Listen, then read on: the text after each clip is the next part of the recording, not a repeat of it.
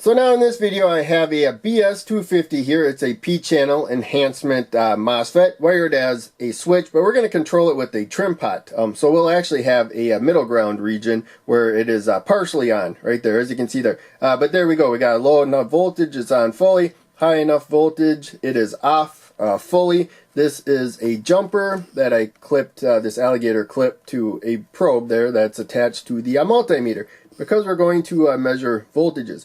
To begin with, we're got 5 volts at the supply right there. It's a 1000 ohm resistor. I'm going to turn this on completely, and so we got about 2, maybe 3 milliamps of current flowing. There you can see it kind of bumped up when the LED is on. Now I turned it off. We'll come back here. So of course the black probe is over here, and that's connected to ground. Our voltage is in relationship to ground. Now I'm going to turn the meter to measure voltage, and what I'm interested in is so we're off now and we're 5 volts. It's not a perfect 5 volts, but it's close enough. We are losing a little bit with the jumper connections and stuff, and the power supply just might not actually produce 5 volts. So we're lowering from 5 volts, and we're interested in seeing when the LED turns on. I have the lamp at its lowest setting. But first we want to see when there's like a faint glow, and yeah, it looks like I got it dropped to about 2 volts, so somewhere about 3 volts less before we start getting a little bit of conduction. And I think, you know, somewhere about this point here, I believe it's on fully right now. It's been saying 2 milliamps on this supply. Now it just bumped up to 3. But yeah, it's probably fully on.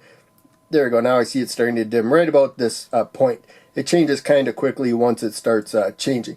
So it looks like between 3 volts, less than 5, that's the main thing, and down to about 3.5 volts, less than 5, seems to be the range where it's kind of a middle ground region. So we will look at why I'm dropping down from the 5 volts when it comes to the voltage that I'm interested in. So I'm going to bump the power supply up to 12 volts. I have a 1000 ohm resistor protecting the LED. And okay, so we're at 12 volts at the supply.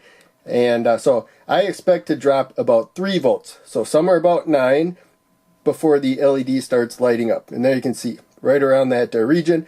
And so I think it was like another half of a volt below where this started lighting up. There we go, 9. So like 8.5, I think it'll be on about fully.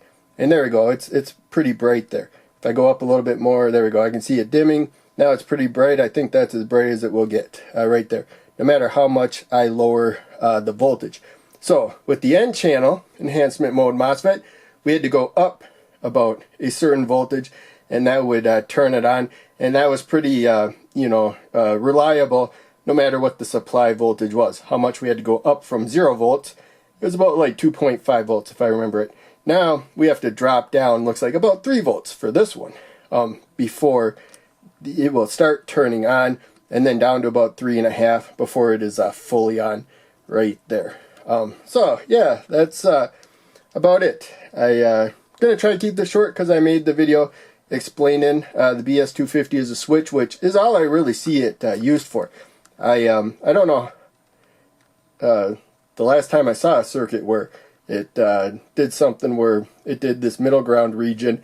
When you're using bipolar junction transistors, you have cut off, it's off fully, and you have saturated, it's on fully, and then there's a middle ground region, or middle ground right there, called the active region. So with the bipolar junction transistor, that would be the active region. I don't know if they use terminology like that for the MOSFETs or not. I generally just see them being used as a switch. They're getting a signal, and remember, it doesn't depend on any current. So we can go directly to the positive supply, which we would probably be able to do anyways because it's off. But even when the transistor's on, we can go directly to the negative supply. Doesn't matter. Current doesn't go in or out of the gate. It just kind of shuffles slightly because it's kind of like a capacitor when the voltage changes.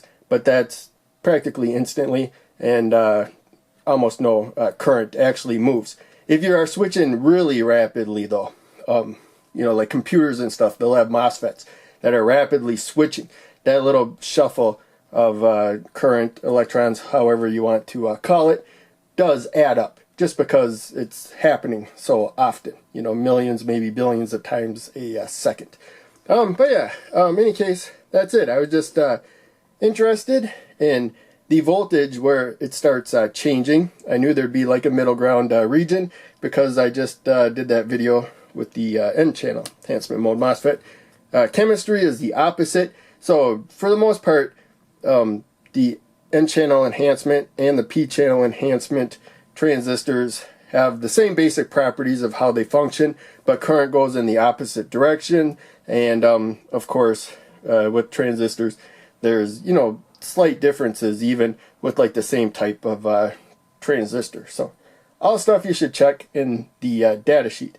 But in any case, turn the multimeter off, because well, the battery will start beeping. But also, it's good to turn it off. But if you don't turn it off, if it's one with an off button, make sure you set it at voltage. Don't leave it measuring current or something else, because often you grab this, you see it's on, you think you can measure voltage, but it might be set to measure something else, and applying a voltage to it might damage it. I also usually put the power supply back to 5 volts. Every once in a while, I accidentally power something that is meant for 5 volts, thinking it's 5 volts. Generally, I assume it's 5 volts. So the end of every video that I do, I try to make sure I set it to 5 volts. But if I accidentally have the voltage too high, I do have the current limited. The power supply will stop raising the voltage no matter what I set it to once we hit 20 milliamps of current. So it's not perfect protection.